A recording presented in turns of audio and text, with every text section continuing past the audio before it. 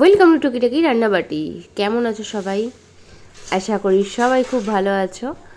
আজ করব পনির বাটার মশলা। তার জন্য আমি ফার্স্টে সামান্য তেল গরম করে দিয়ে দিয়েছি বাটার, আর তারপর দিয়েছি পেঁয়াজ। পেঁয়াজটা একটু ভাজা ভাজা হলে দিয়েছি আদা রসুন। আদা রসুনটা একটু ভাজা হয়ে গেলে আমি দিয়ে দিয়েছি টমেটো, কয়েকটা কাজু আর গোটা গরম মশলা। আর ঝাল আর রঙের জন্য দিয়েছি একটা শুকনো লঙ্কা। এটা অপশনাল, নাও দেওয়া যেতে পারে, তবে দিলে টেস্টটা ভালো হয়। এরপর এটা ঠান্ডা করে আমি পেস্ট করে নিয়েছি মিক্সিতে।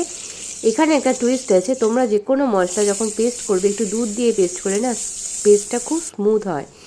তারপর আমি কড়াতে সামান্য তেল গরম করে আবারও বাটা দিয়ে দিয়েছি, দিয়ে আমি ফাইন চপ পেঁয়াজ দিয়েছি। পেঁয়াজটা আরও ছোটো ছোটো করে কাটতে পারলে আরও ভালো হতো।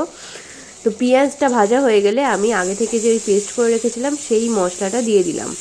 সেই মশলাটা একটু কষে গেলে তখন আমি দিয়ে দেবো নুন, চিনি, ধনের গুঁড়ো, জিরের গুঁড়ো আর লাল লঙ্কার গুঁড়ো দিয়ে ফ্যাটানো টক দই দিয়ে এবার ভালো করে মশলাটা কষতে থাকবো যতক্ষণ না তেল ছাড়বে।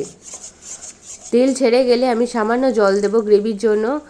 এবার গ্রেভিটা পুরোপুরি ফুটে উঠলে আমি আগে থেকে ভেজে রাখা পনিরটা দিয়ে দেবো। হ্যাঁ, বলা হয়নি, পনিরটা কিন্তু আমি যখন ওই ভাজা মশলাগুলো মানে পেস্ট করার যে মশলাগুলো ভেজেছিলাম তখনই সামান্য কাশ্মীরি লঙ্কার গুঁড়ো আর নুন দিয়ে পনিরটা ভেজে নিয়েছিলাম, হালকা সতে করে নিয়েছিলাম। এখন ওই পনিরটা দিয়ে দিলাম, দিয়ে চাপা দিয়ে দিলাম 5 মিনিটের জন্য, যাতে পনিরের মধ্যে মশলার ফ্লেভারগুলো ঢুকে যায়।